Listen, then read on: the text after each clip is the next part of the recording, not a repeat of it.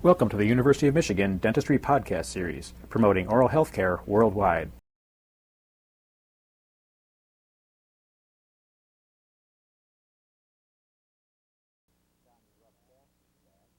We have now gotten the rough castings back, and we've cleaned these up, taken all the investment off them, and you can see the kind of a surface we have on the inside of these castings. We have captured our retaining grooves, and it's fairly smooth inside. And here the bicuspid, the same thing. We've got good wax adaptation into the boxes, and we have a fairly smooth surface. So our next step is to try these onto our retainers, or try the retainers onto the dies. And as we look at this molar retainer, you can see that we have some overextensions of the margins.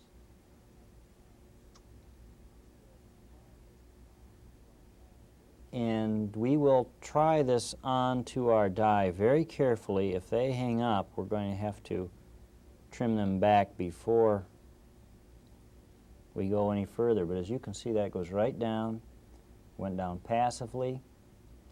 If we try to move the casting on the die, it does not move, does not rock. So we've got a good trial fit there already with just cleaning the casting up. Now if we try the bicuspid, we'll slide that down the same way, comes down, and it feels quite good. There I can see just a little bit of a rock. It just seems to want to rock slightly. So there might be something inside this holding it up a little bit. I can actually feel it a little more than I can demonstrate it on the TV visually. So pull this off and look at the inside, and what we're looking for is anything that might be hanging this up. And here I can see a bright mark right down there. You can see it very nicely right down here, and that's a little bubble of gold there from an air bubble when we invested it. And we're going to take that off to allow the casting to come all the way down. Now we can try just to pop that off. It's very small. So I'll see if I can just pop that off. If I can't pop it off, we'll have to grind it out.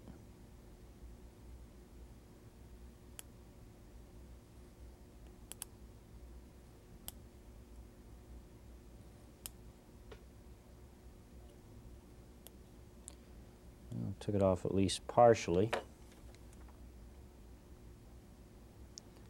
Try this back on.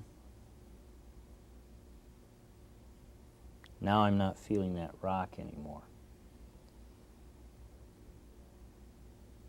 Unfortunately, it's not going to show up very well on the TV, I'm afraid, but if we look down here, there's a bright mark down here still, and that's from rubbing the instrument over the surface of the gold to pop that little bubble off. But there was a very small positive which now is gone.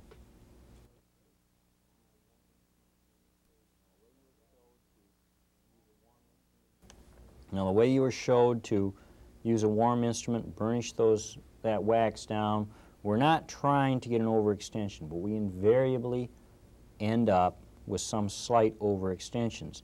And what you're looking for is in this area. You can see this area right there. It looks a little bit ragged. It's not as smooth. And if I turn it, I think you can see kind of an impression of the finish line right here.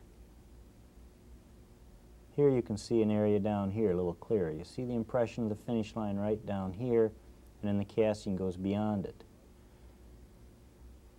Well, we don't want to cut right to the impression of that finish line right away and just trust that that will be accurate. What we're going to do is work in each area a millimeter or two at a time, cutting that back and trying it on the die to make sure we have it adjusted to its proper length.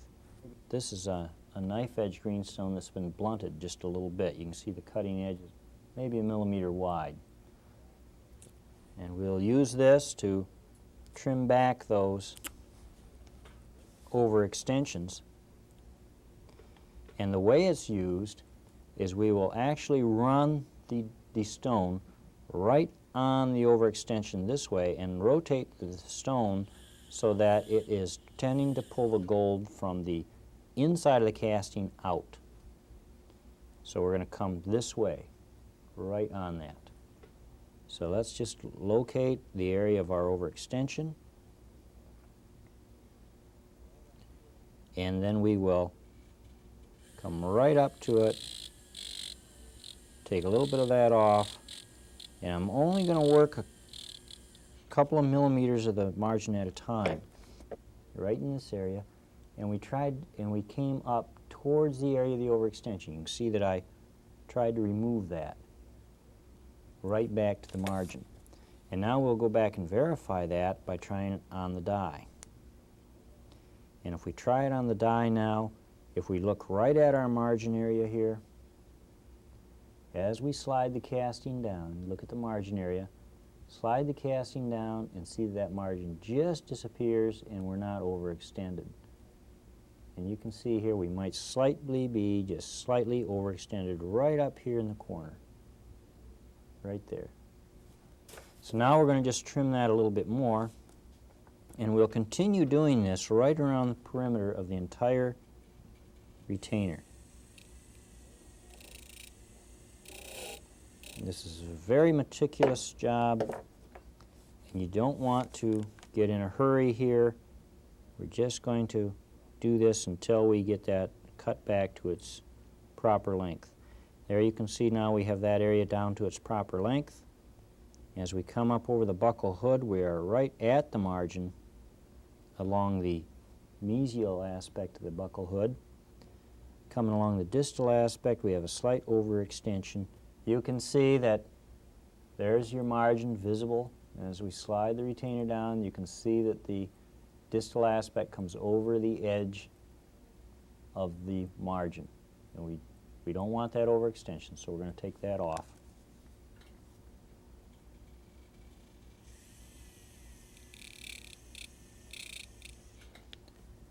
And again, we'll try that on now.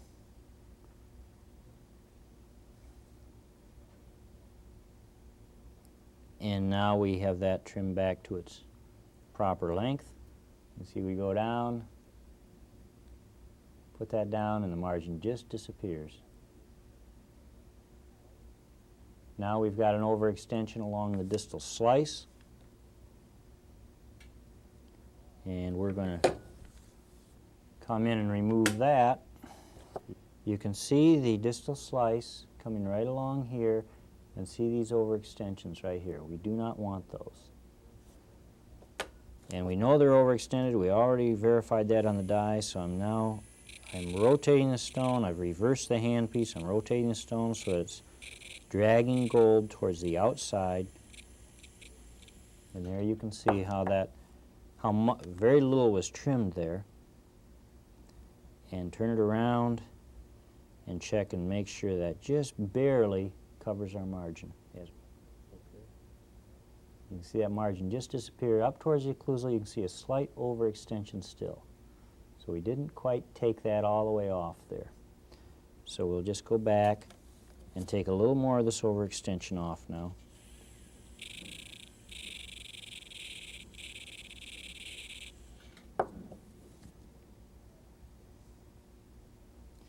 And here we try it on again, and now if you will observe this, we have the margin there. You can see the casting. Slide down, see the margin just disappears. And that's what we want. So now we'll continue on to another area of the casting, and it's this lingual cervical that has a slight overextension. Very slight right here along the mesial aspect. We'll just take that off. Now we have the margins adjusted to the proper length. And if we test this all the way around as we pull this out. There you can visualize the margin. Casting just covers the margin. And that's what we want. Now we have the margins adjusted to the proper length, and that's the first step, done before we ever take the sprue off. As we look at the molar, you see we have a fairly large overextension down here, right on the mesial aspect. You can see here's the finish line. And because of wax shrinkage, I can't cut exactly to that finish line and be absolutely sure that I'm going to have that margin. That's why I'm going to try it on the die, verify that it is overextended, and then take it off. So we try it on the die, and you can see here as I slide this die in, see if I can show it a little more clearly. Here you can see the overextensions matching up with my finish line. Here where I don't have an overextension, you can see that I don't have it seated yet. So as I push it in, now this area comes down, just covers the finish line. This area is overextended. So we're going to take that overextended area off. Again, the stone is rotating, so it's dragging gold towards the outside of the casting. And we're just going to come right on top of that overextension and grind it off. Okay, again, now we're going to check this casting all the way around. We'll pop the die up, slide it in. You can see that it just slides in just to the margin fit. You see the margin there, come down, it just disappears. All the way around, the overextensions have been removed. And now that we've adjusted the overextensions, we're ready to remove the sprues and start finishing this casting.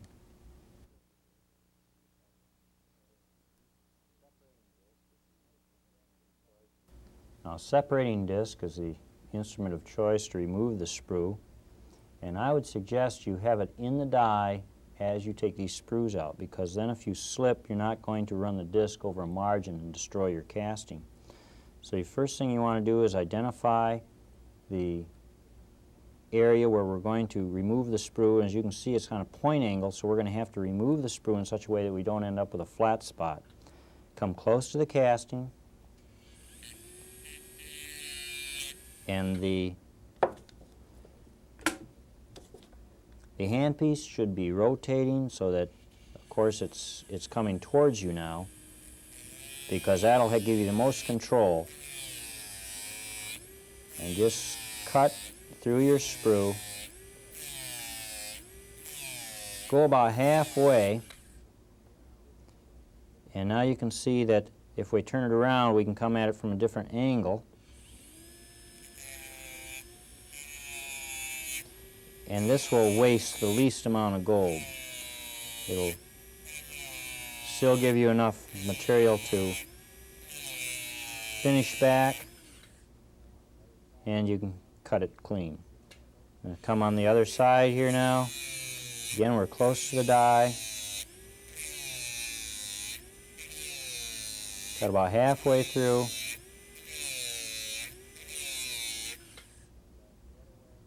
Turn it around, come back the other way, and we can just finally break it off. And we're going to do the same thing to the bicuspid die and separate it from its sprue.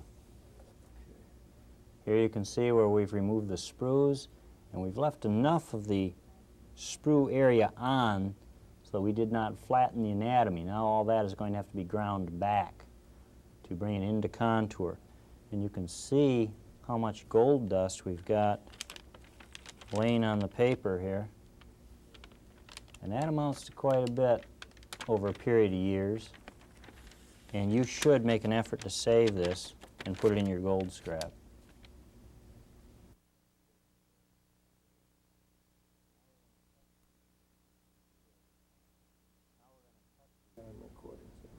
Okay. Now we're going to cut the sprue area back, and this, we're just going to have to reduce that and bring it back to its original contour. Many times students want to stop short of getting that ground into its original contour. And don't fall into that trap. We have to come back to the original shape that this was waxed to. And the way you tell that is when you just start scrubbing around the sprue connected, the area of the sprue connection, you're just going to have that removed back to its original shape.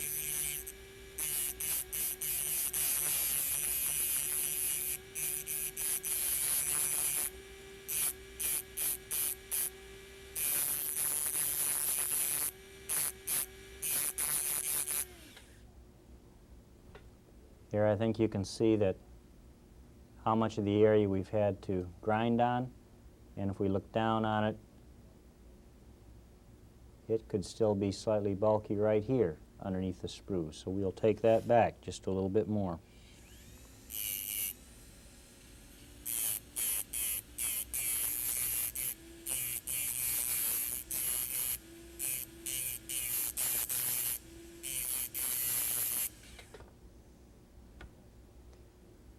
And now you can see we've taken that bulk off. Here's our point angle now, and here's the cuspage coming up, and the height of contour coming back from the point angle back down towards the midsection of that root. Now this area is still over contoured. We're not ready to work with that quite yet. But we'll now turn our attention to the other sprue attachment.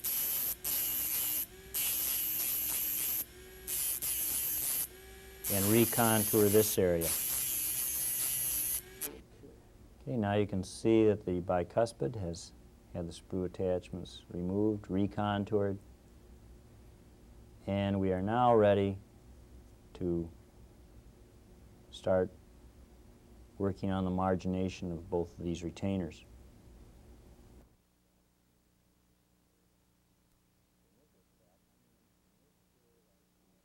The initial step is to come in and make sure that our margins are tightly adapted to the die. Now in both of these castings we don't have much of a problem, but occasionally you will want to hand burnish right initially at this point and adapt the gold down a little better and then start to thin it. We don't have that problem here, so we can come in and just start working on the margins initially. A wheel-shaped greenstone is a very handy instrument to come back and start thinning these margins.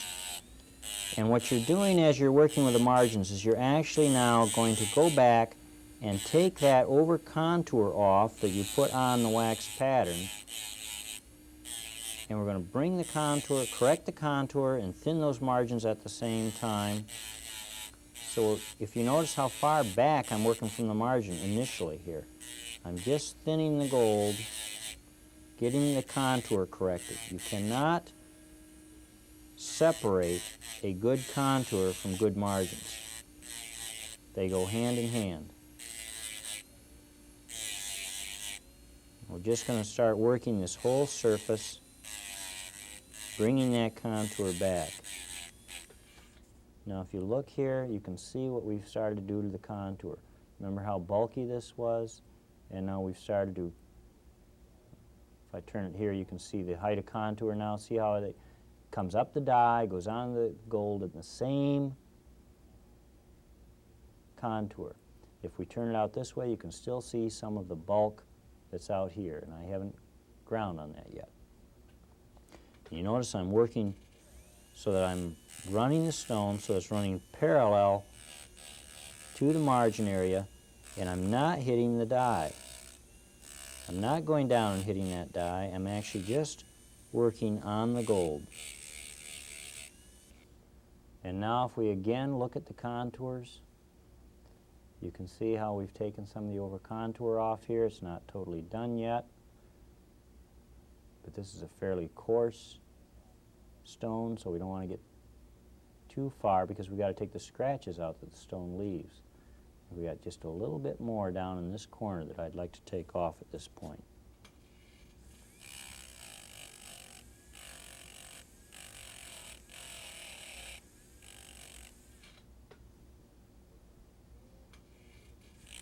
And we're just going to work around the whole perimeter of this casting, thinning down these margins and correcting the contour that we'd put on as the original over-bulked area.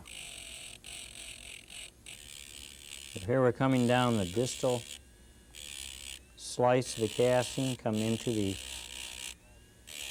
distal cervical area, and we had this pretty bulky, so now we're just bringing this back, correcting the contour.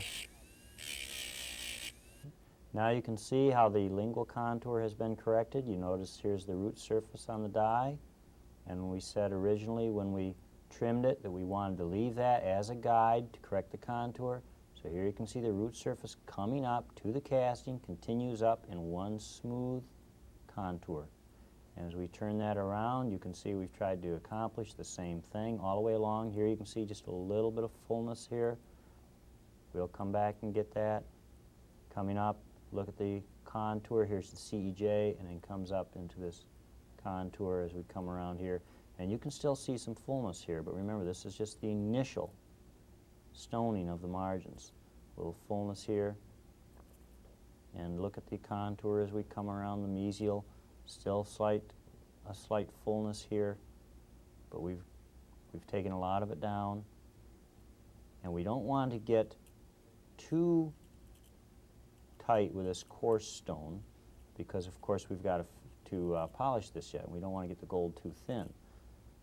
So after we've done this initial finishing, I like to come in with a burnishing instrument and now make sure that these are very tightly adapted, because I've just cold worked that with a stone, and the gold starts to move around a little bit, bounces around.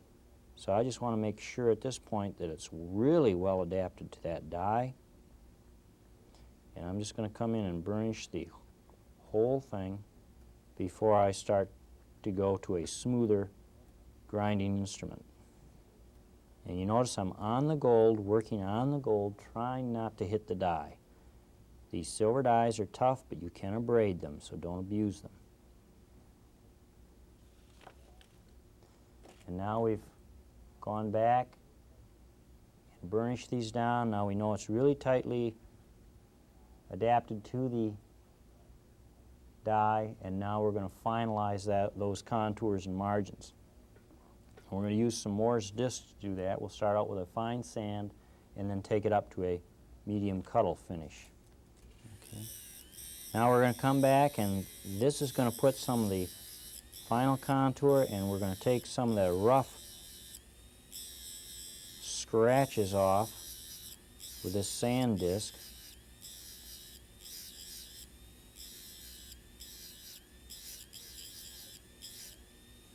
And we're just working in the margin area at this time.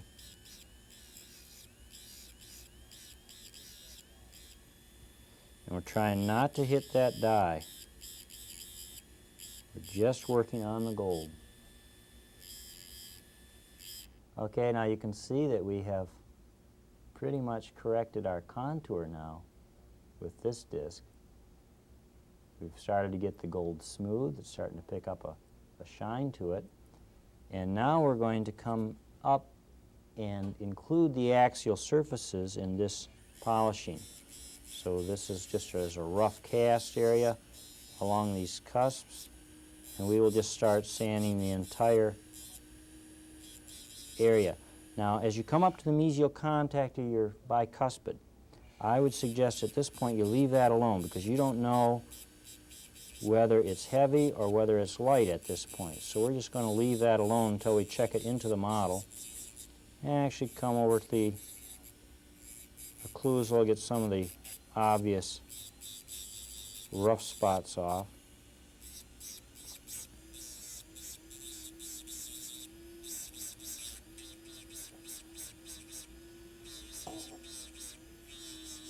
And now we have our initial polishing in pretty good shape. And this medium cuddle will leave a nice surface here. This is as far as we'll go for a pre-solder finish. The surface that we want at this point is smooth, free of pits, but it's not going to have a real high luster. And this is what the casting looks like with a medium cuddle finish on it. You notice that the contours have been corrected. We are right at the margins. We have not done anything with the contact area yet, and just have come over and done some of the high spots on the occlusal surfaces. Of course, it's not done yet. We'll have to check that in occlusion. We're now ready to do the same thing to the molar. Okay. Now you notice on the molar, as I mentioned earlier, we have a real heavy over contour on this mesial area. And now we're going to start correcting that as we marginate this casting. Notice how high up I'm starting to grind here, because we're going to correct that contour, bring it back where it should be. We over-contoured it on purpose, and this area actually got probably over-contoured a little more than was necessary. And we're making this flow in and give us a nice shape off that root surface. The buckle deflecting ridge was over-contoured. Taking that down as we get our initial margin finishing. So I'm just going to hand burnish this, then go on to the fine sand and medium cuddle discs.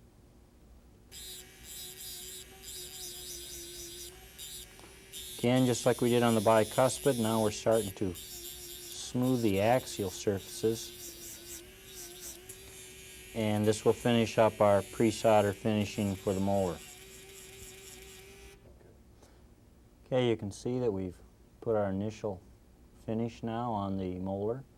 And again, we've done the same thing that we did to the bicuspid. We've corrected the contours as we've polished and as we've marginated. So now, as we look at this proximally, you can see the slight concavity in the proximal areas, the height of contour at the connection of the occlusal and gingival 1/3 of the crown. The lingual height of contour is considerably higher at the middle and occlusal third. And you can see that as we come off the root surface that we took an impression of, it's just one smooth contour.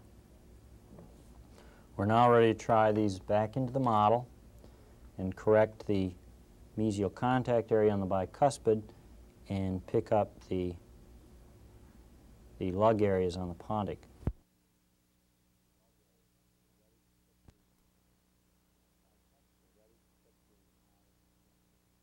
We're ready to put the bicuspid into the model and adjust its proximal contact.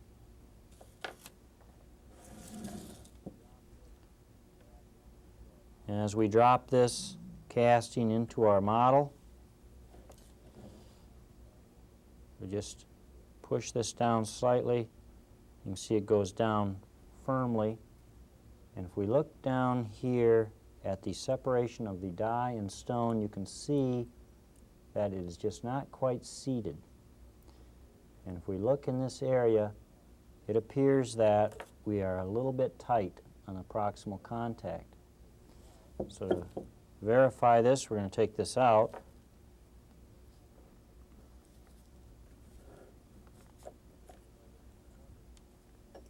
And see if we have any scrubbing on the stone or anything on the die. And it looks like we've got just a little bit of a mark here, very difficult to see, that indicates that we might be just a little heavy on our proximal contact. Remember, we avoided hitting this area with our initial finishing.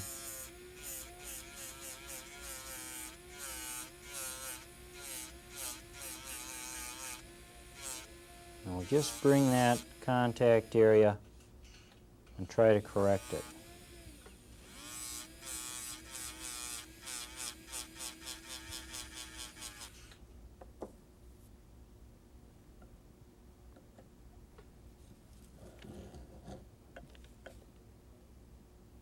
Okay, now I've pushed this firmly to place.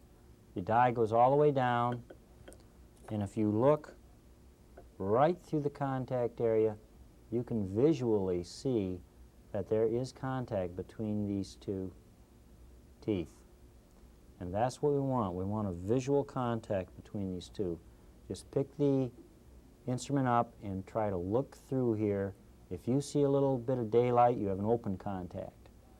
If you have no daylight, can't get the die seated, it's too tight. And keep looking and adjusting until it just goes down and you have no visualization of an open area through the contact. Then your contact is properly adjusted.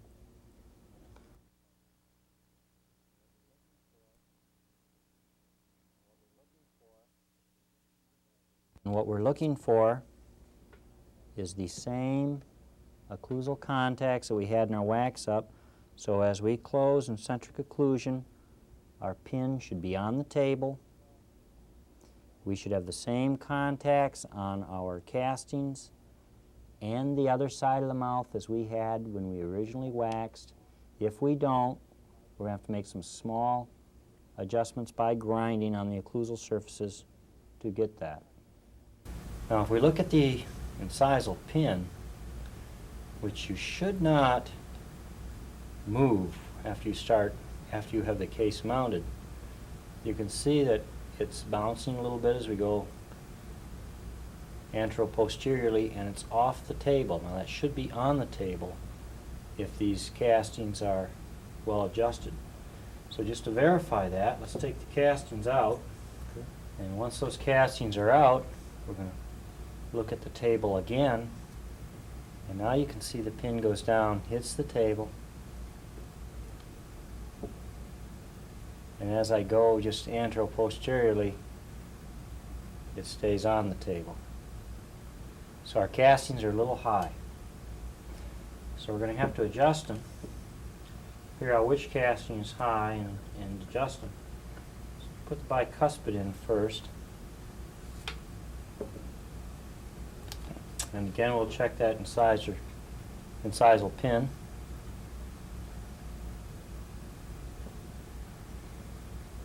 And here we come up just a little bit as we get to the anterior area, but in centric occlusion, we're pretty close. If we put the molar back in,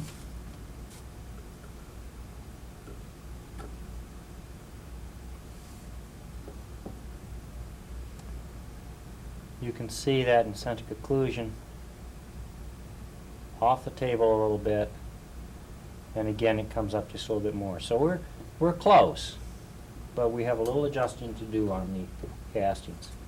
So we'll simply mark them with articulating paper to see where they're hitting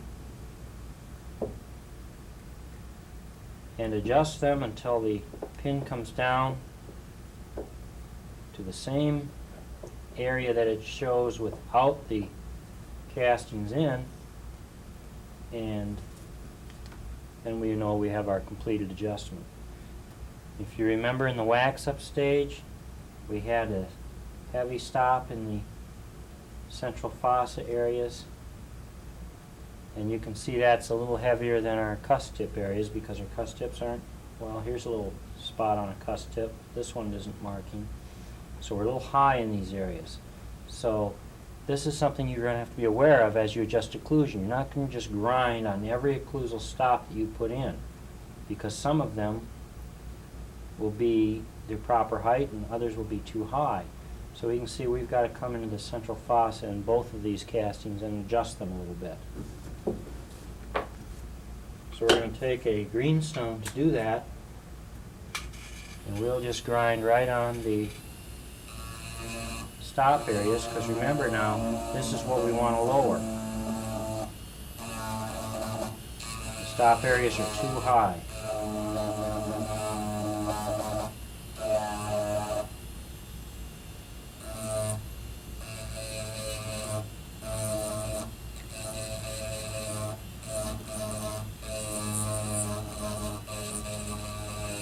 After we've made an initial adjustment here, then we'll go back and look at our incisal pin. And here you can see we're almost all the way down now. Very close. We move back and forth. You can see how much better it rides. We still have some more adjusting to do. We've made quite an improvement. So we can check with the shim stock, make sure what we're stopping on. Notice the buccal cusps are not the problem. There we are in the central fossa. Still high. Still a little high on the bicuspid. So we're still in the same area. So we'll mark them.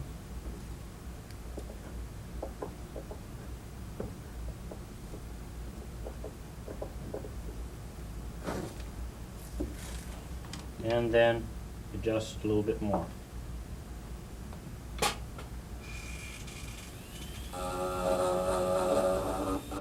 Okay, now we've completed the adjustment, and you can see now, if you remember before when we marked with articulating paper, we didn't get any contacts on our buccal cusp tips, and now we are marking those areas well. And here you can see the marks in the central groove area. And if we close down the articulator and check with shim stock, the teeth are holding the shim stock. And if we check the incisal pin, we'll find that it's on the table. And as we go antero-posterior, it tends to stay on the table. So now we've got the initial occlusal adjustment done, and we are now ready to cast the pontic.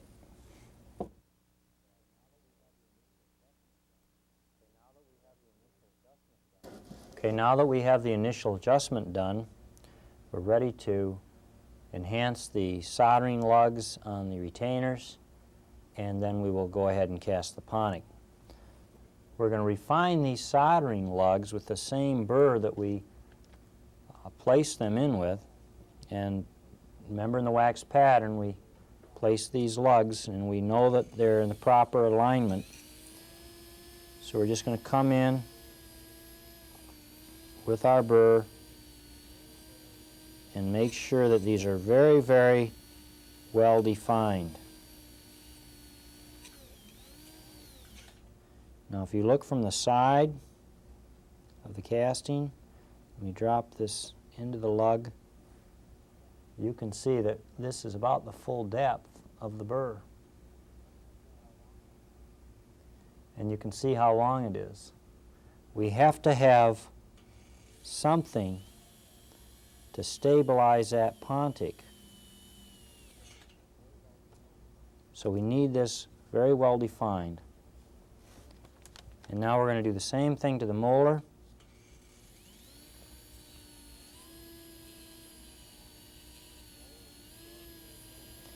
And the molar, be careful you don't have as much bulk there as you did in the bicuspid, but you should be superimposed over your mesial retention groove, so we should still be able to get a well-defined groove in there. Here you can see I'm about the full depth of the burr, just a little less. And it's, again, a very definite lug. Okay, now that we have refined those, we'll lubricate them, adapt wax in here, and then transfer that to the pontic. And what we're going to do is adapt some wax into these soldering lugs, and this is going to be done the same way that we would adapt wax into onto a die. Just lubricate the castings and get the gross amount of lubricant off there. Warm the casting slightly by passing it through the flame. Test it on the palm of your hand. And now we're going to adapt wax into that soldering lug. Don't need much. Hold it in. Make sure you get a very good adaptation in here. This is critical.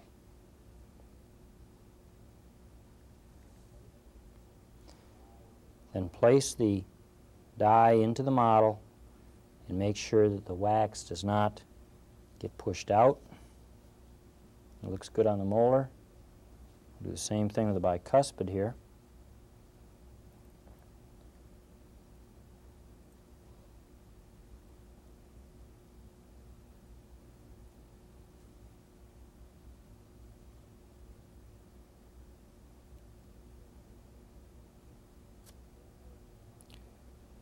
And hold this down again with your finger. Get real good wax adaptation. Make sure that the wax does not get forced out of the groove as we seat it. So we push that down. There you can see the wax getting forced out of the groove. So we had a little bit too much on there. So we'll just have to do that again. You can set the wax back into the groove and slightly warm it, hold it down,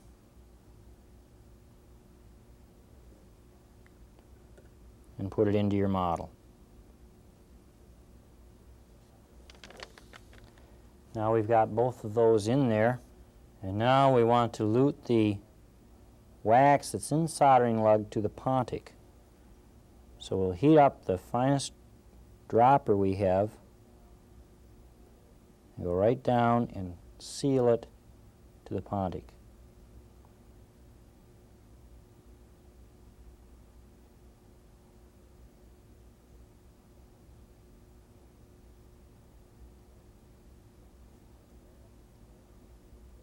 Now you may have to correct just a little bit of the anatomy on the occlusal surface of the pontic after you do that, but it should be a very small correction.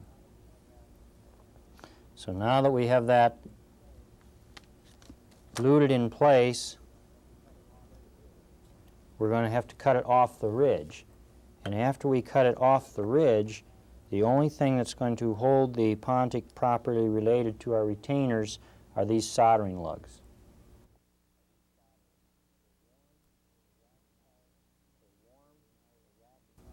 So warm a wax carver, and now we're going to come in on this ridge area and just cut right through our wax and separate the pontic from the model. And you can see I'm keeping this down low. I don't want to involve a lot of the surface of the pontic that we work so hard to develop. So I'm keeping this very low, trying to come close to the ridge as I do this. I'll do it first from the buccal, then cut through from the lingual, and lift the pontic off.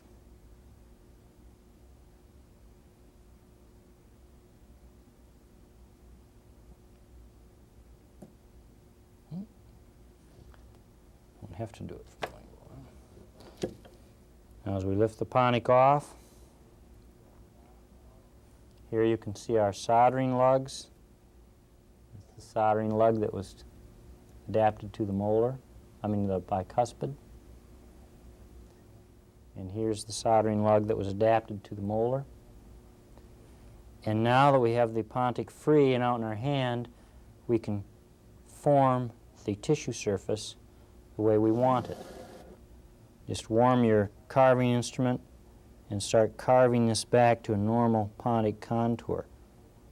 Now remember that we want to clear the ridge, and we want a totally convex surface on the ridge side of this pontic.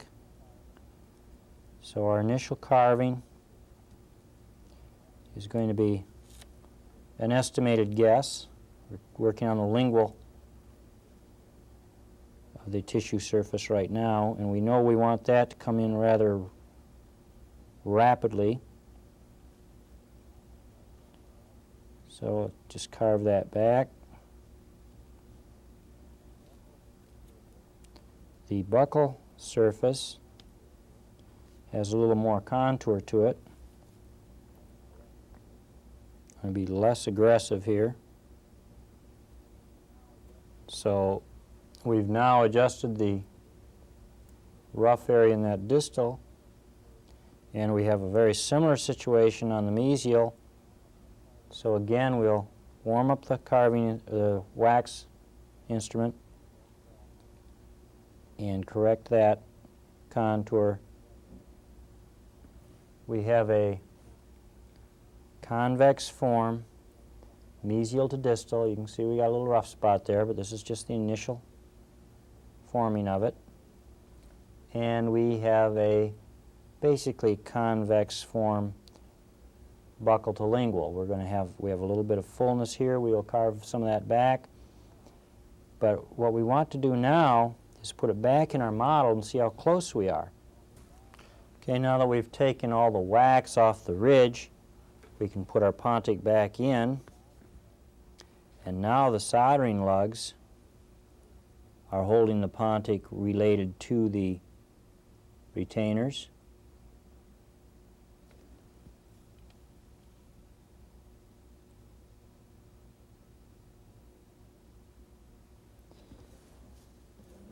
And as we look underneath, we can see how the pontic relates to the ridge.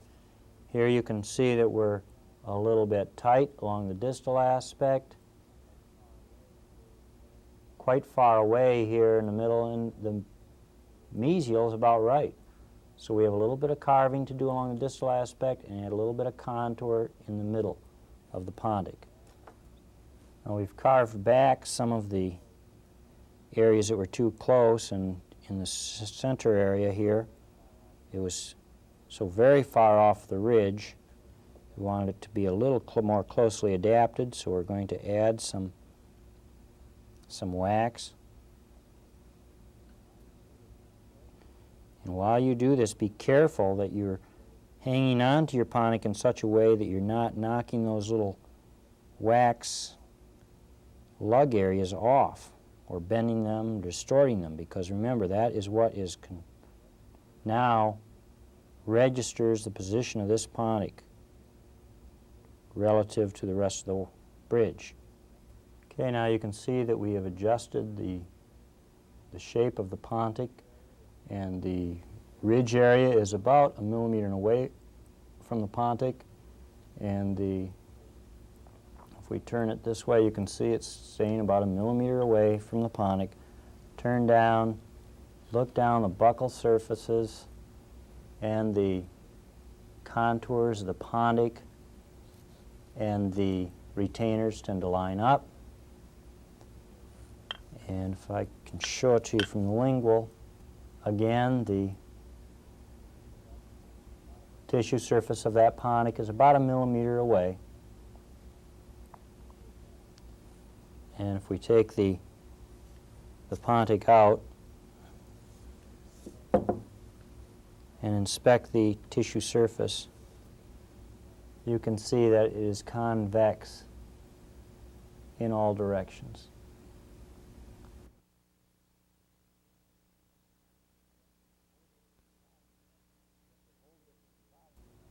To hold this in the soldering investment just this way would be a little difficult. So we're going to put a couple of stabilizers on the pontic before we cast it. And if we're going to take the relationship of the pontic and be able to solder it, in other words, we don't want the stabilizers to interfere with the ridge of the model. So we'll place the pontic back in, and we're going to take some round 14 gauge wax. 2 to 3 millimeters is all you need. Put that one piece on the buccal, one piece on the lingual, down low, so that we can have something holding on to the soldering investment. Here's one for the buccal. simply lute this to place.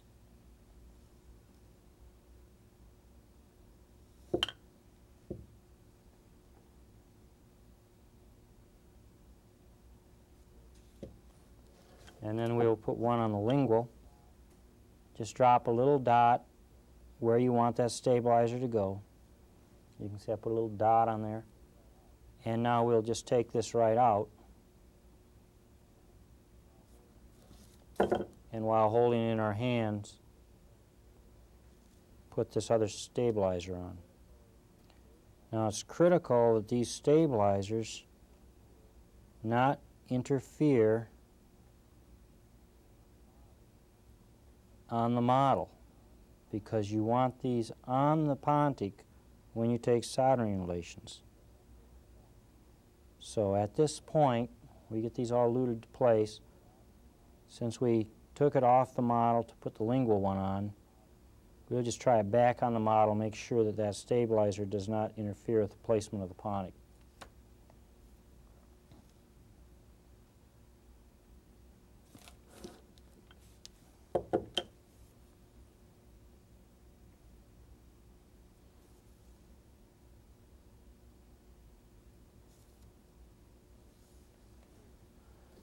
And there you can see the stabilizer is down out of the way of occlusion.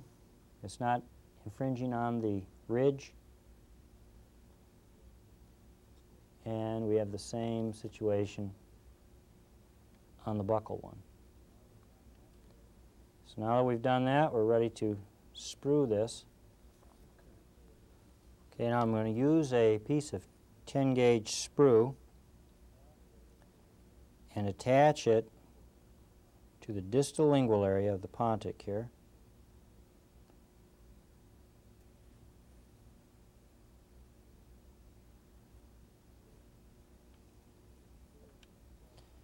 Be sure that this attachment is secure. This is a rather heavy wax pattern, and you don't want to break off the sprue when you're investing.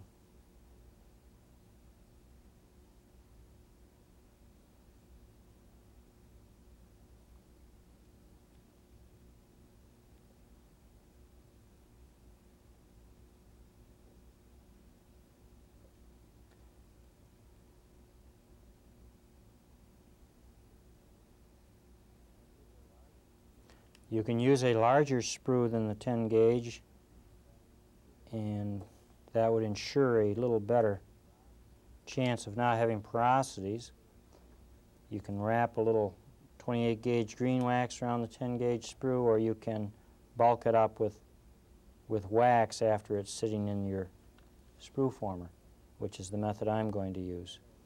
Since we're going to have a open vent, we can keep this sprue just very, very short. We don't have to worry about getting it within 1/4 of an inch of the end of the ring.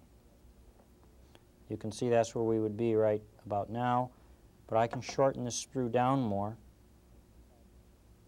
because of the fact that I'm going to place a vent, and I want it as short as I can get it to keep the sprue button as close to the pontic as possible, to try to avoid any shrink spot porosities or suck back. And here we're going to be pretty close. Just going to dap this wax around my sprue, seal it in, and bulk the sprue as I seal it in.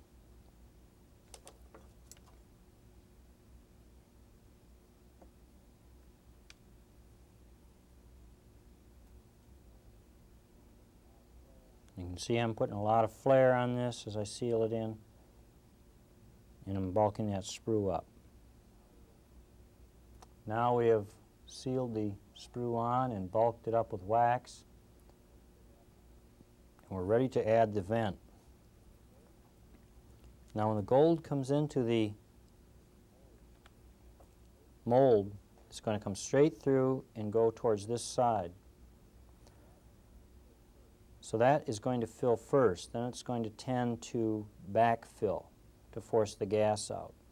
Also, the flame coming through the mold the molten gold coming through the mold is going to tend to superheat this area of the mold, right in the sprue area. So you will have a race going on between the sprue button and the casting. You'll have it solidifying here, and trying to meet in this section.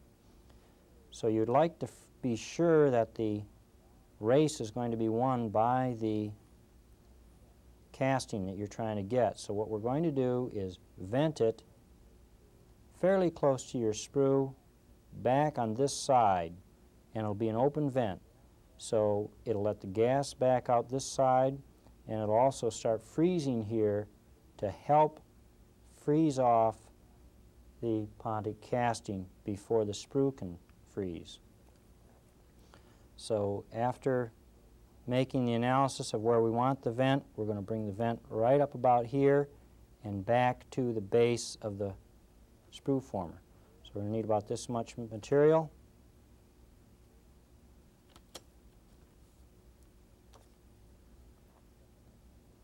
Let's check our estimation here. We're pretty close. Bend this just a little bit more. And we can lightly flame the end of that to try to get it to adhere to our wax up just a little bit. And there we have it. And now we'll simply lute that vent to place.